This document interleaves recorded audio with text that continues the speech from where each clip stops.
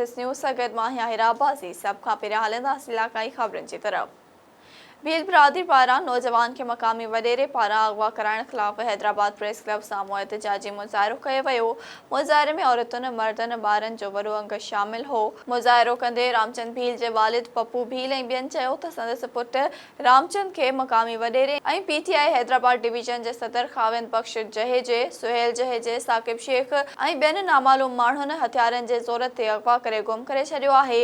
अगवा ख़िलाफ़ पुलिस खे दरख़्वास्त बि ॾिनी आहे पर कुझु बि नाहे थी सघियो। हिन मुतालबो कयो त जवाबदारनि खे बाज़ियाब करायो वञे। सकरन जे आबादकारनि पाणीअ जी खोट ख़िलाफ़ कराचीअ खां नवाबशाह ॾांहुं रोड ते धरणो हणी एहतजाज कयो।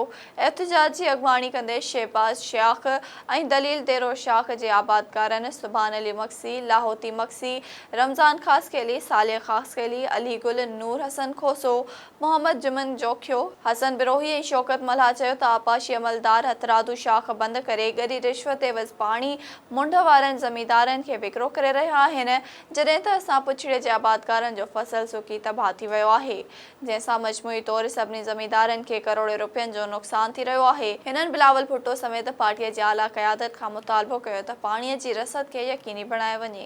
सकरन जे ॻोठ बाकर मक्सी में पोरियत मोहम्मद हाशिम मक्सी जे 30 वरियनि जी नौजवान ज़ाल घर में पियल ज़रई फसल जे फुहारे वारी दवा पी ख़ुदकशी जी कोशिश कई, जंहिंखे माइटनि तालका अस्पताल सकरन पहुचायो, जिथे डॉक्टरनि पारां नारीअ खे गिणती जोगी करार ॾिनो वियो। जंहिं बाद इतला ते हमदर्द फ्री एम्बुलेंस सर्विस जे रेस्क्यू टीम तालका अस्पताल सकरन पहुची नारीअ खे तालका अस्पताल खां सिविल अस्पताल नवाबशाह पहुचायो, जिते डॉक्टरनि पारां संदसि ज़िंदगी बचाइण जी कोशिश कई पई वञे। वाक़ियो घरेलू नाचाकी ॿुधाए पई वञे।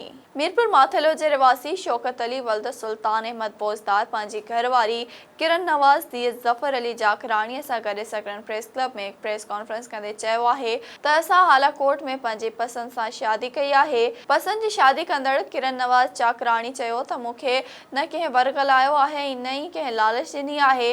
मूं पंहिंजे राज़ ख़ुशीअ सां शौकत अली पोज़दार सां शादी कई आहे।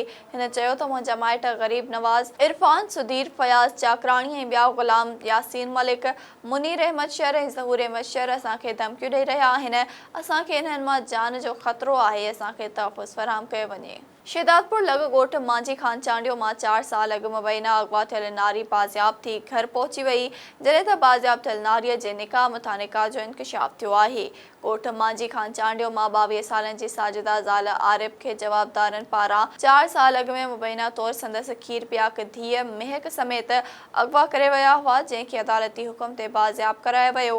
उन सिलसिले में बाज़ियाब थियल नारी साजिदा पंहिंजी वालिदा ज़हरा ऐं वालिद ग़ुलाम हुसैन चांडियो सां गॾिजी प्रेस क्लब पहुची जवाबदारनि ख़िलाफ़ दाहिंदे चयो त मुराद बिरोही हथियारबंदनि सां गॾिजी 4 साल अॻु में खीर पियाक धीअ महक समेत अगवा करे बलोचिस्तान जे मुख़्तलिफ़ इलाइक़नि में रखियो, जिथे हिन मूंसां ज़बरदस्ती निकाह मथां निकाह कयो, जंहिं मां हिकु पुट जो औलाद बि थियो आहे।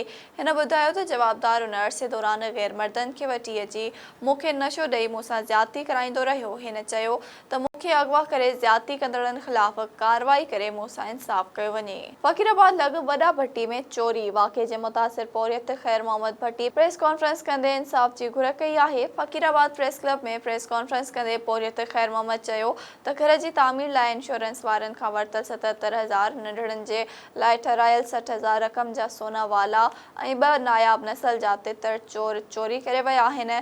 चोरी बाद जॾहिं थाणे ते केस दाख़िल करण लाइ वियसि त पुलिस जवाब ॾेई छॾियो। हिन चयो त चङनि मठनि वटि वियो आहियां, पाण चोर हथ करण जे लाइ रुलियो आहियां, पर को बि दाद फरियाद नाहे थियो। हिन चयो त मूंखे चोरी वापसि ॾियारे मुंहिंजे बचनि जी तकलीफ़ ख़तमु कई वञे। नाज़रीन, ही हिन वक़्त ताईं जूं इलाक़ाई ख़बरूं। वधीक ख़बरुनि ऐं अपडेट्स जे लाइ ॾिसंदा रहो एसएस न्यूज़।